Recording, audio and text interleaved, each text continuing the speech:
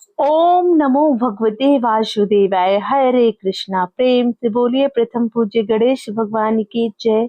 श्री सत्यनारायण भगवान की जय। नमस्कार भक्तगण। भगवान श्री सत्यनारायण की कृपा आप सभी पर बनी रहे। आप सभी को भाद्रपद पूर्णिमा और उमा महेश्वर व्रत की हार्दिक शुभकामनाएं। 7 सितंबर 2025 को भाद्रपद मास की पूर्णिमा तिथि और इसी दिन उमा महेश्वर का व्रत रखा जाता है और भगवान सत्यनारायण की कथा का पाठ भी किया जाता है। तो आइए आज भादो पूर्णिमा के शुभ अवसर पर हम श्रवण करते हैं भगवान श्री सत्यनारायण की पावन कथा का। एक बार प्रेम से बोलिए भगवान श्री सत्यनारायण की जय। पूर्णिमा के दिन अगर सत्यनारायण भगवान की कथा का श्रवण किया जाए तो बहुत ही शुभ और फलदायी होता है। सत्यनारायण कथा करने से हजारों वर्षों के यज्ञ के बराबर का फल मिलता है। सत्यनारायण कथा को सुनने से सौभाग्य की प्राप्ति होती है। पौराणिक कथा के अनुसार सत्यनारायण कथा को सुनने वाले को उपवास अवश्य करना चाहिए। उपवास रखकर श्री सत्यनारायण भगवान की कथा करना अत्यंत फलदायी और शुभ होता है और इस कथा को करने मात्र से और इस कथा का श्रवण करने से भगवान श्री हरि विष्णु अपने भक्तों की सभी मनोकामनाएं पूर्ण करते हैं। प्रेम से बोलिए श्री सत्यनारायण भगवान की जय। आइए भगवान श्री सत्यनारायण का स्मरण करते हुए सुनते हैं प्रथम अध्याय की कथा। प्रेम से बोलिए श्री सत्यनारायण भगवान की जय। एक समय की बात है, नैमी सारणाय तीर्थ में शौनक आदि 88,000 ऋषियों ने श्री सूत जी महाराज से पूछा, हे प्रभु, इस कलयुग में वेद विद्या रहित मनुष्यों को प्रभु भक्ति किस प्रकार मिल सकती है तथा उनका उद्धार कैसे होगा। हे मुनि श्रेष्ठ, कोई ऐसा तप बतलाइए जिससे थोड़े समय में ही पुण्य मिले और मनवांछित फल भी मिल जाए। इस प्रकार की कथा सुनने की हम इच्छा रखते हैं। हे वैष्णवों में पूज्य, आप सभी ने प्राणियों के हित की बात पूछी है, इसलिए मैं एक ऐसे श्रेष्ठ व्रत को आप लोगों को बताऊंगा जिसे नारद जी ने लक्ष्मी नारायण जी से पूछा था और लक्ष्मीपति ने मुनि श्रेष्ठ नारद जी से कहा था। आप इसे ध्यान से सुनिए और इसका श्रवण कीजिए। एक समय की बात है, योगी राज नारद जी दूसरों के हित की इच्छा के लिए अनेकों लोकों में घूमते हुए मृत्युलोक में आ पहुंचे। यहाँ उन्होंने अनेक योनियों में जन्मे प्रायः सभी मनुष्यों को अपने कर्मों द्वारा अनेक दुखों से पीड़ित देखा। उनका दुख देख नारद जी सोचने लगे कि कैसा यत्न किया जाए जिसके करने से निश्चित रूप से मानव के दुखों का अंत हो जाए। इसी विचार पर मनन करते हुए वह विष्णु लोक में गए। वहां वह देवों के इस नारायण की स्तुति करने लगे, जिनके हाथों में शंख चक्र गदा और पद्म थे, गले में वरमाला पहने हुए थे। भगवान की स्तुति करते हुए नारद जी बोले, हे भगवान, आप अत्यंत शक्ति से संपन्न हैं। मन तथा वाणी भी आपको नहीं पा सकती है। आपका आदि मध्य तथा अंत नहीं है। निर्गुण स्वरूप सृष्टि के कारण भक्तों के दुख को दूर करने वाले हैं। आपको मेरा नमस्कार है। नारद जी की स्तुति सुन विष्णु भगवान बोले, हे मुनि श्रेष्ठ, आपके मन में क्या बात है? आप किस काम के लिए पधारे हैं, उसे निसंकोच कहो। इस पर नारद मुनि बोले कि मृत्युलोक में अनेक योनियों में जन्मे मनुष्य अपने कर्मों के द्वारा अनेक दुख से दुखी हो रहे हैं। हे भगवान, आप मुझ पर दया रखते हैं तो बताइए कि वो मनुष्य थोड़े प्रयास से ही अपने दुखों से कैसे छुटकारा पा सकते हैं। नारद मुनि के मुख से यह बात सुनकर श्री हरि बोले, हे नारद, मनुष्यों की भलाई के लिए तुमने बहुत अच्छी बात पूछी है। जिसके करने से मनुष्य मोह से छूट जाता है, वह बात मैं कहता हूँ, उसे सुनो। स्वर्गलोक व मृत्युलोक दोनों लोकों में एक दुर्लभ उत्तम व्रत है जो पुण्य देने वाला है। आज प्रेमवश होकर मैं तुमसे कहता हूँ, श्री सत्यनारायण भगवान का यह व्रत अच्छी तरह विधान पूर्वक करके मनुष्य तुरंत ही यहाँ सुख भोग कर मरने पर मोक्ष को प्राप्त होता है। श्री हरि के वचन सुन नारद जी बोले कि उस व्रत का फल क्या है और उसका विधान क्या है? यह व्रत किसने किया था? इस व्रत को किस दिन करना चाहिए? सभी कुछ विस्तार पूर्वक बताइए। नारद जी की बात सुनकर श्री हरि बोले, दुख व शोक को दूर करने वाला, यह सभी स्थानों पर विजय दिलाने वाला है। मानव को भक्ति व श्रद्धा के साथ शाम को श्री सत्यनारायण की पूजा धर्म परायण होकर ब्राह्मणों व बंधुओं के साथ करनी चाहिए। भक्ति भाव से नैवेद्य, केले का फल, घी, दूध और गेहूं का आटा सवाय लें। गेहूं के स्थान पर साठी का आटा, शक्कर तथा गुड़ लेकर वह सभी भक्षण योग्य पदार्थों को मिलाकर भगवान का भोग लगाएं और ब्राह्मणों सहित बंधु बांधुओं को भी भोजन कराएं। उसके बाद स्वयं भोजन करें। भजन कीर्तन के साथ भगवान की भक्ति में लीन हो जाएं। इस तरह के सत्यनारायण भगवान का यह व्रत करने पर मनुष्य की सारी इच्छाएं निश्चित रूप से पूरी होती हैं। इस कलिक काल अर्थात कलयुग में मृत्युलोक में मोक्ष का यही एक सरल उपाय बताया गया है। श्री सत्यनारायण व्रत कथा का प्रथम अध्याय संपूर्ण हुआ। प्रेम से बोलिए श्री सत्यनारायण भगवान की जय। आइए अब सुनते हैं दूसरा अध्याय। सूत जी बोले, हे ऋषियों, जिसने पहले समय में इस व्रत को किया था उनका इतिहास कहता हूँ। ध्यान से सुनो। सुंदर काशीपुरी नगरी में एक अत्यंत निर्धन ब्राह्मण रहता था। भूख प्यास से परेशान वह धरती पर घूमता रहता था। ब्राह्मणों से प्रेम करने वाले भगवान ने एक दिन ब्राह्मण का वेश धारण कर उनके पास जाकर पूछा, हे विप्र, नित्य दुखी होकर तुम पृथ्वी पर क्यों घूमते हो? दीन ब्राह्मण बोला, मैं निर्धन ब्राह्मण हूँ, भिक्षा के लिए धरती पर घूमता हूँ। हे भगवान, यदि आप इसका कोई उपाय जानते हो तो बताइए। वृद्ध ब्राह्मण कहता है कि सत्यनारायण भगवान मनवांछित फल देने वाले हैं, इसलिए तुम उनका पूजन करो। इसे करने से मनुष्य सभी दुखों से मुक्त हो जाता है। वृद्ध ब्राह्मण का रूप धारण करके आए सत्यनारायण भगवान उस निर्धन ब्राह्मण को व्रत का सारा विधान बताकर अंतर्ध्यान हो गए। ब्राह्मण मन ही मन सोचने लगा कि जिस व्रत को वृद्ध ब्राह्मण करने को कह के गया है, मैं उसे जरूर करूँगा।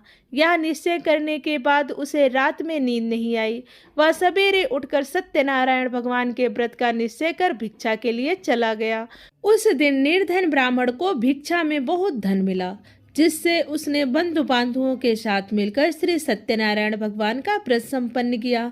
भगवान सत्यनारायण का व्रत संपन्न करने के बाद वह निर्धन ब्राह्मण सभी दुखों से छूट गया और अनेक प्रकार की संपत्तियों से युक्त हो गया। इसी समय से यह ब्राह्मण हर माह इस व्रत को करने लगा।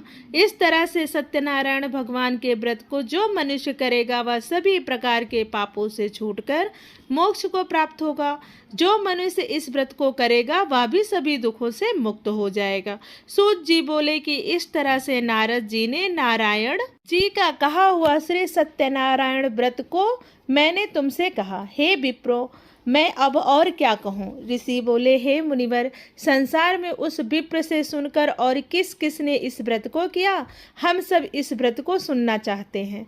इसके लिए हमारे मन में श्रद्धा का भाव है। सूत जी बोले, हे मुनियों, जिस जिसने इस व्रत को किया वह सब सुनो। एक समय वही विप्र धन व ऐश्वर्य के अनुसार अपने बंधु बांधुओं के साथ इस व्रत को करने के लिए तैयार हुआ। उसी समय एक लकड़ी बेचने वाला बूढ़ा आदमी आया और लकड़ियां बाहर रखकर अंदर ब्राह्मण के घर में गया। प्यास से दुखी हुआ लकड़हारा उनको व्रत करते देख विप्र को नमस्कार कर पूछने लगा, आप यह क्या कर रहे हैं? तो उन्होंने बताया कि व्रत कर रहा हूँ। इसे करने से क्या फल मिलेगा, कृपया मुझे भी बताइए। ब्राह्मण ने कहा कि सब मनोकामनाओं को पूरा करने वाला यह सत्यनारायण भगवान का व्रत है।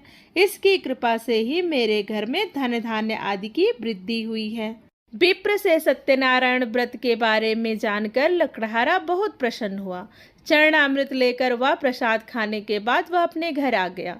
लकड़हारे ने अपने मन में संकल्प किया कि आज लकड़ी बेचने से जो धन मिलेगा उसे से श्री सत्यनारायण भगवान का उत्तम व्रत करूंगा। मन में इस विचार को लेकर बूढ़ा आदमी सिर पर लकड़ियां रख उस नगर में बेचने गया जहां धनी लोग ज्यादा रहते थे। उस नगर में उसे अपनी लकड़ियों का दाम पहले से 4 गुना अधिक प्राप्त हुआ। बूढ़ा प्रसन्नता के साथ दाम लेकर केले, शक्कर, घी, दूध, दही और गेहूं का आटा ले और सत्यनारायण भगवान के व्रत की अन्य सामग्रियां लेकर अपने घर गया। वहां उसने अपने बंधु बांधुओं को बुलाकर विधि विधान से श्री सत्यनारायण भगवान का पूजन और व्रत किया। इस व्रत के प्रभाव से वह बूढ़ा लकड़हारा धन पुत्र आदि से युक्त होकर संसार में समस्त सुख भोग कर अंत में वैकुंठ धाम को चला गया। श्री सत्यनारायण व्रत कथा का दूसरा अध्याय संपूर्ण हुआ। प्रेम से बोलिए श्री सत्यनारायण भगवान की जय। सूत जी बोले, हे श्रेष्ठ मुनियों, अब आगे की कथा कहता हूँ। पहले समय में उल्का मुख नाम का एक बुद्धिमान राजा था। वह सत्यवक्ता और जितेंद्रिय था। प्रतिदिन देव स्थानों पर जाता और निर्धनों को धन देकर उनके कष्ट दूर करता था। उसकी पत्नी कमल के समान मुख वाली तथा सती साध्वी थी। भद्रशिला नदी के तट पर उन दोनों ने श्री सत्यनारायण भगवान का व्रत किया।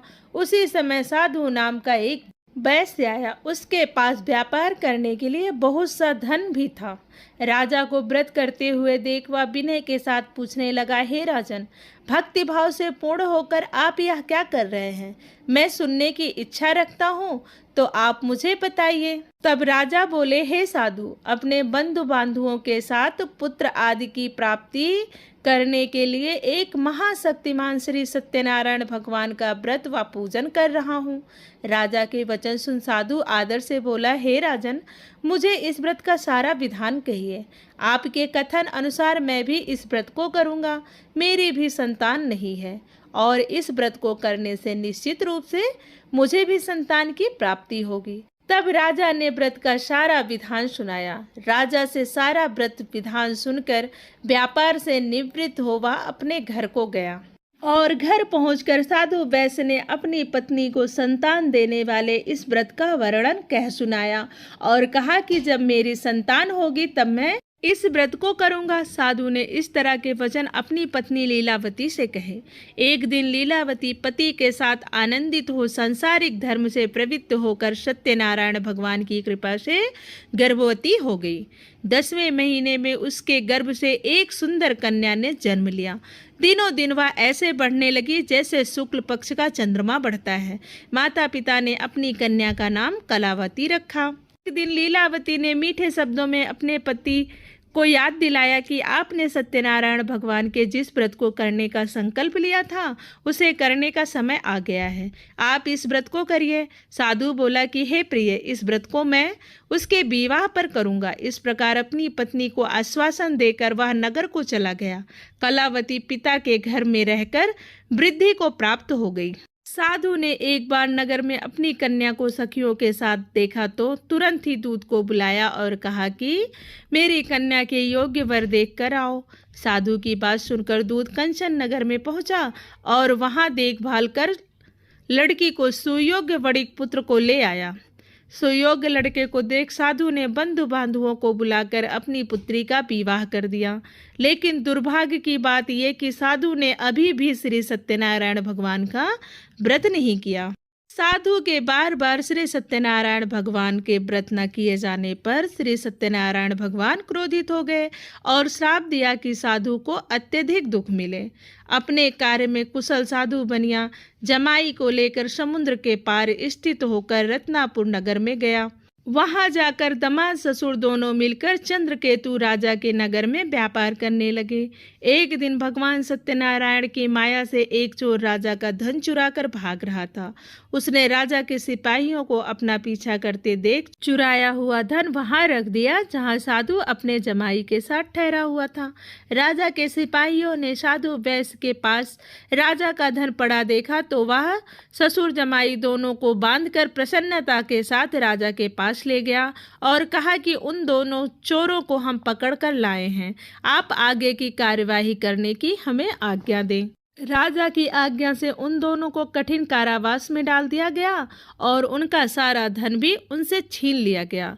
श्री सत्यनारायण भगवान से श्राप से साधु की पत्नी भी बहुत दुखी हुई।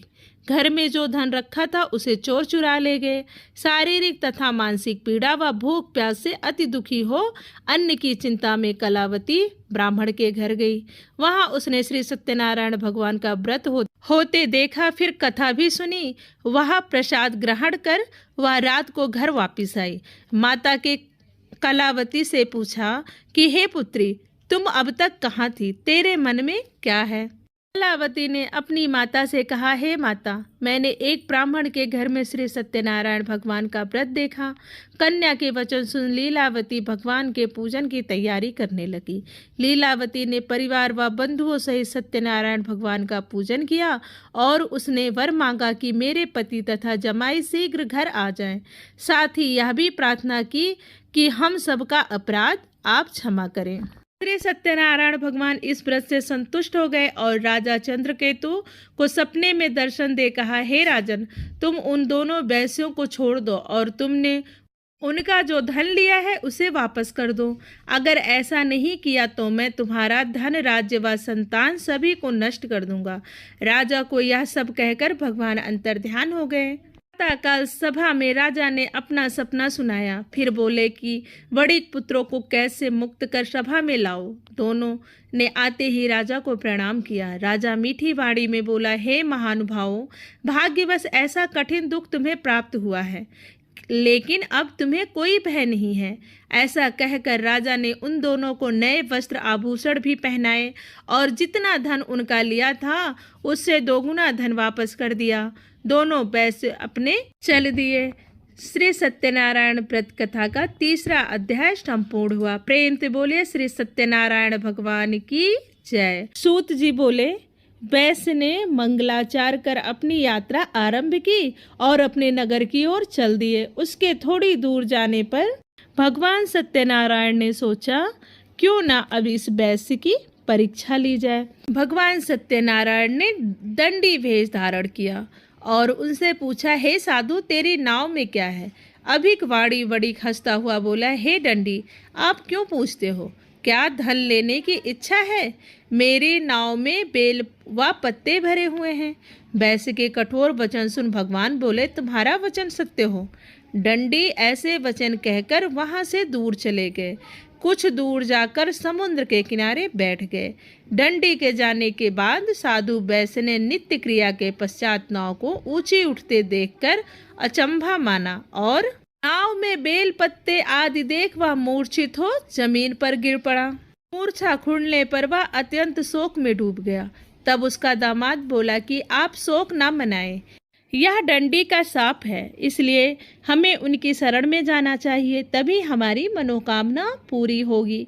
दामाद की बात सुनकर वह दंडी के पास पहुंचा और अत्यंत भक्तिभाव से नमस्कार करके बोला, मैंने आपसे जो जो असत्य वचन कहे थे उसके लिए मुझे क्षमा कर दें। ऐसा कहकर वह महान शोकातुर हो रोने लगा। तब दंडी भगवान बोले, हे बड़िक पुत्र, मेरी आज्ञा से बार बार तुम्हें दुख प्राप्त हुआ है। तू मेरी पूजा से विमुख हुआ है। साधु बोला, हे भगवान, आपकी माया से ब्रह्मा आदि देवता भी आपके रूप को नहीं जानते, तब मैं अज्ञानी कैसे जान सकता हूँ? आप प्रसन्न होइए। अब मैं सामर्थ्य के अनुसार आपकी पूजा करूँगा। मेरी रक्षा करो और पहले के समान नौका में धन भर दो। साधु वैश्य के भक्ति पूर्वक वचन सुनकर भगवान प्रसन्न हो गए और उसकी इच्छा अनुसार वरदान देकर अंतर्ध्यान हो गए। ससुर जमाई जब नाव पर आए तो नाव धन से भरी हुई थी। फिर वहीं पर अपने साथियों के साथ सत्यनारायण भगवान का पूजन किया। अपने नगर को पूजन करके चल दिए। जब नगर के नज़दीक पहुँचे तो दूत को घर पर खबर करने के लिए भेज दिया। दूत साधु की पत्नी को प्रणाम करके कहता है कि मालिक अपने दामाद सहित नगर के निकट आ गए हैं। दूत की बात सुन साधु की पत्नी लीलावती से बड़े हर्ष के साथ सत्यनारायण भगवान का पूजन कर रही अपनी पुत्री कलावती से कहा कि मैं अपने पति के दर्शन को जाती हूँ, तू कार्य पूर्ण कर शीघ्र आ जा। माता के ऐसे वचन सुन कलावती जल्दी में प्रसाद छोड़कर अपने पति के पास चली गई। प्रसाद की अवज्ञा के कारण श्री सत्यनारायण भगवान रुष्ट हो गए और नाव सहित उसके पति को पानी में डुबो दिया। कलावती अपने पति को वहां ना पाकर रोती हुई जमीन पर गिर पड़ी। नौका को डूबा हुआ देख वह कन्या को रोता हुआ देख साधु दुखी होकर बोला, हे प्रभु, मुझसे तथा मेरे परिवार से जो भूल हुई है उसे क्षमा करें। साधु के दीन वचन सुनकर श्री सत्यनारायण भगवान प्रसन्न हो गए और आकाशवाणी हुई, हे साधु, तेरी कन्या मेरे प्रसाद को छोड़कर आई है, इसलिए उसका पति अदृश्य हो गया है।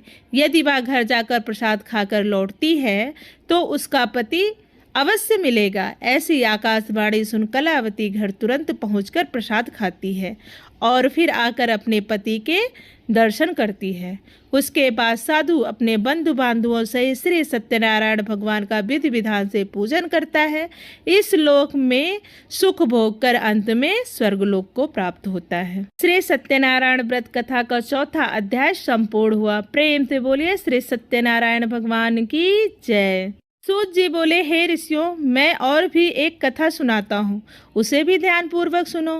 प्रजा पालन में लीन तुंगध्वज नाम का एक राजा था। उसने भी भगवान का प्रसाद त्याग कर बहुत ही दुख उठाया था। एक बार वन में जाकर वन्य पशुओं को मारकर वह बड़ के पेड़ के नीचे आया। वहां उसने ग्वालों को भक्ति भाव से अपने बंधु बांधवों सहित सत्यनारायण भगवान का पूजन करते देखा। अभिमानवश राजा ने उन्हें देखकर भी पूजा स्थान पर नहीं गया और ना ही उसने भगवान को नमस्कार किया। ग्वालों ने राजा को प्रसाद दिया, लेकिन उसने वह प्रसाद नहीं खाया और प्रसाद को वहीं छोड़कर अपने नगर को चला गया। जब वह नगर में पहुंचा तो वहां सब कुछ तहस नहस हुआ पाया, तो वह शीघ्र ही समझ गया कि यह सब भगवान ने किया है। वह दोबारा ग्वालों के पास पहुंचा और विधि पूर्वक पूजा के प्रसाद को खाया तो श्री सत्यनारायण भगवान की कृपा से सब कुछ पहले जैसा हो गया। दीर्घ काल तक सुख भोगने के बाद मरणों उपरांत उसे स्वर्गलोक की प्राप्ति हुई। तो मनुष्य इस परम दुर्लभ व्रत को करेगा तो भगवान सत्यनारायण की अनुकंपा से उसे धन धान्य की प्राप्ति होगी। निर्धन धनी हो जाता है और भय मुक्त हो जीवन जीता है। संतानहीन मनुष्य को संतान सुख मिलता है और सारे मनोरथ पूर्ण होने पर मानव अनंत काल में बैकुंठ धाम को जाता है। सूत जी बोले, जिन्होंने पहले इस व्रत को किया है, अब उनके दूसरे जन्म की कथा कहता हूँ। वृद्ध सतानंद ब्राह्मण ने सुदामा का जन्म लेकर मोक्ष की प्राप्ति की। लकड़हारे ने अगले जन्म में निषाद बनकर मोक्ष प्राप्त किया। उल्का मुख नाम का राजा दशरथ होकर बैकुंठ को गए। साधु नाम के वैश्य ने मोरत ध्वज बनकर अपने पुत्र को आरे से चीरकर मोक्ष पाया। महाराज त्वंगध्वज ने स्वयंभू होकर भगवान में अभियुक्त हो कर्म कर मोक्ष पाया। 5वां अध्याय संपूर्ण हुआ। प्रेम से बोलिए श्री सत्यनारायण भगवान की जय। भगवान श्री हरि विष्णु की जय। लक्ष्मी माता की जय। आज श्रवण किया हमने श्री सत्यनारायण भगवान की पावन कथा का। अगर आपको कथा अच्छी लगी हो तो प्लीज वीडियो को लाइक कीजिए, शेयर कीजिए और चैनल को जरूर सब्सक्राइब कर लीजिए ताकि सभी व्रत त्योहारों की कथा आपको आसानी से मिल सके।